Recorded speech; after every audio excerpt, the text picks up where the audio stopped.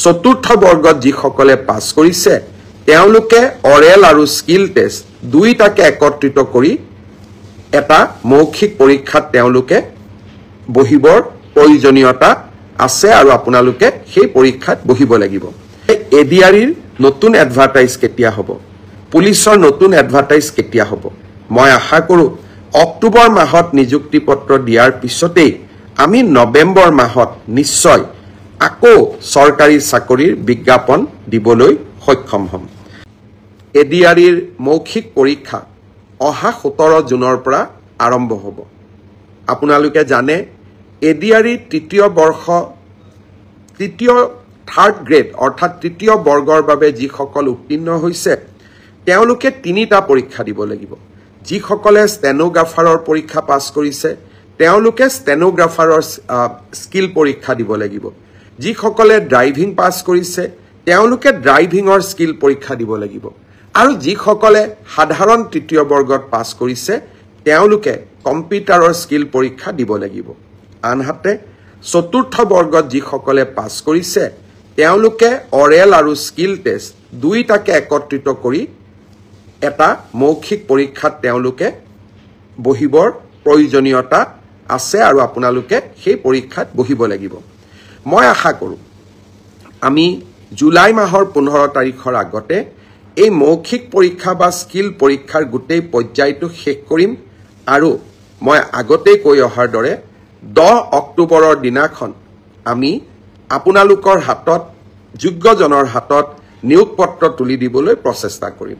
10 অক্টোবৰৰ দিনটোতে আমি post graduate teacher, graduate teacher, LP, এমিৰ শিক্ষক আৰু স্বাস্থ্য বিভাগৰ বিভিন্ন পৰীক্ষাত উত্তীৰ্ণ হোৱা আৰু এডিআৰিৰ পৰীক্ষাত উত্তীৰ্ণ হোৱা এই আটাইসকলকে একেলগে খানাপাৰা ফিল্ডলৈ মাতি আনি আমি নিযুক্তি পত্ৰ আগবঢ়াম। মোক কোনোবাই সুধি থাকে পুলিচৰ ৰিজাল্ট কেতিয়া দিব? সকলো ৰিজাল্ট আমি এনেকৈ দিম যাতে আপোনালোকৰ হাতত আমি 10 অক্টোবৰৰ দিনাখন আমাৰ নিযুক্তি পত্ৰ আমি হাতত তুলি দিব পাৰোঁ। বহুতে মোক সুধিছে যে এডিআৰিৰ নতুন এডভাৰটাইজ কেতিয়া হ'ব, পুলিচৰ নতুন এডভাৰটাইজ কেতিয়া হ'ব?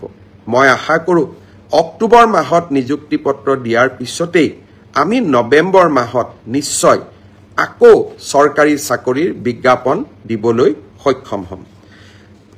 শ্ৰদ্ধাৰ ৰাইজ, অহাকালি দিনটো এটা গুৰুত্বপূৰ্ণ দিন। চৰকাৰী বিভাগসমূহত স্বচ্ছতা ঘূৰাই অনাৰ ক্ষেত্ৰত, দুৰ্নীতিৰ সৈতে যুঁজাৰ ক্ষেত্ৰত আৰু চৰকাৰী কৰ্মচাৰীসকলক সকাহ দিয়াৰ ক্ষেত্ৰত শদিয়াৰ পৰা ধুবুৰীলৈ আমি সকলোতে চৰকাৰী চাকৰিত যোগদান কৰিব লাগে। পিছত ট্ৰেন্সফাৰৰ কাৰণে আমি বিভিন্ন ধৰণে প্ৰচেষ্টা চলাওঁ আৰু সেই প্ৰচেষ্টা চলাওঁতে বহুজনে ঘোষ আদিও দিব লাগে বুলি, উপঢৌকন আদি দিব লাগে বুলিও আমি বিভিন্ন সময়ত শুনা পাওঁ।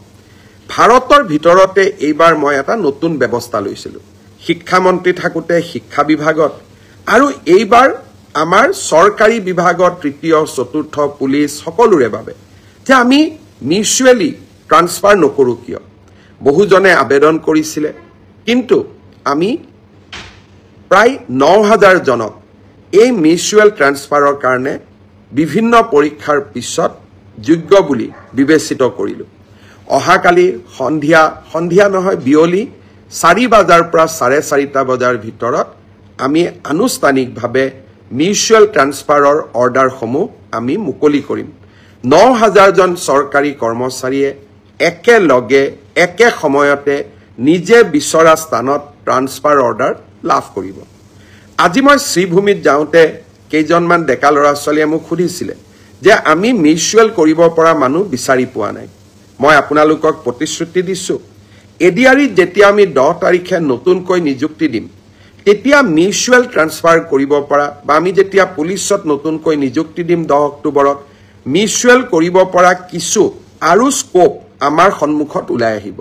লগে লগে নৱেম্বৰ মাহত আমি আৰু